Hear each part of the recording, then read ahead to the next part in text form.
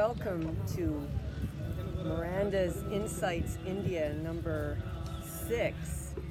And today the topic is Shiv or Shiva is dissolving me. As you can hear in the background, people are chanting the most powerful Shiv chant.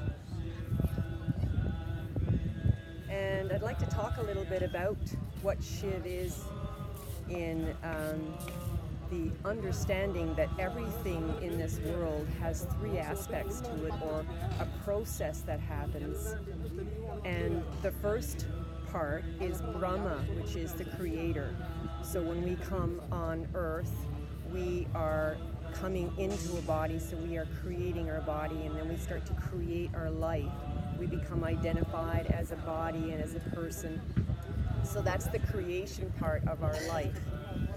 And then as we get older, and maybe in our 30s and 40s, we try to go into a stage of trying to maintain that which we've created. And so it's the same thing with life. There is a period of spurt of growth, something new, creation, and then there's a period of time where it's sustaining itself. And then the last part is the part that a lot of people do not want to recognize or accept. And in the Indian culture, Shiv represents the dissolution of the form. So we get identified, our ego gets identified with the creation and the sustaining, trying to keep it all going. And a lot of times we're going against the natural life process. So you have heard Om, the universal sound, the unstruck sound.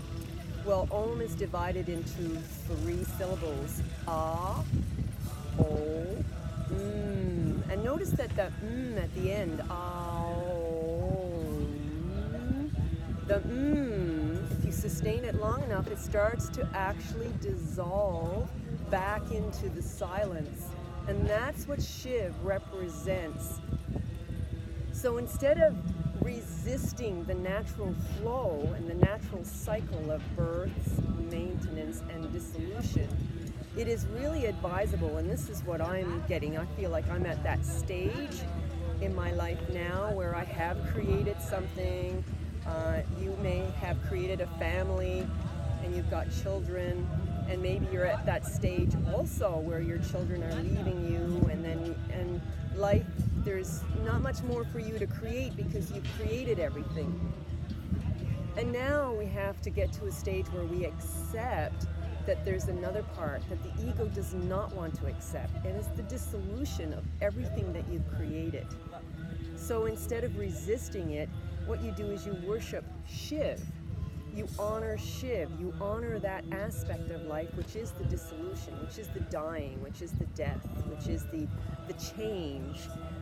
And instead of seeing it as the end of your life or the end of something that you've created, see it as a transition into that ultimate, beautiful, conscious, super conscious state of being, where actually there is no suffering and no pain. When we are holding on, there's suffering and pain. But when we go with the natural flow, then we feel relieved. We feel as if there's a real liberation. So when you look at Shiv, Shiv is in silence. He's in meditation.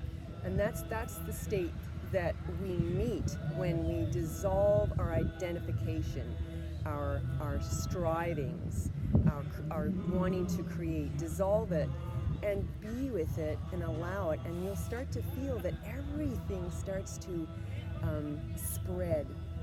This energy inside starts to spread, and it's very, very subtle, very, very refined, but it's the most blissful, beautiful state that you can be in. As you can see, the eyes is in this state of half awake and half sleep, but in this super state of consciousness.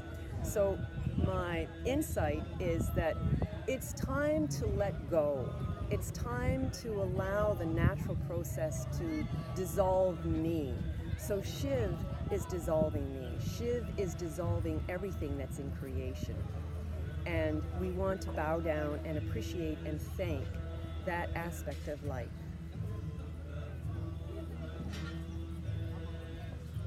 Namaste, and see you in the next Miranda's Insights India.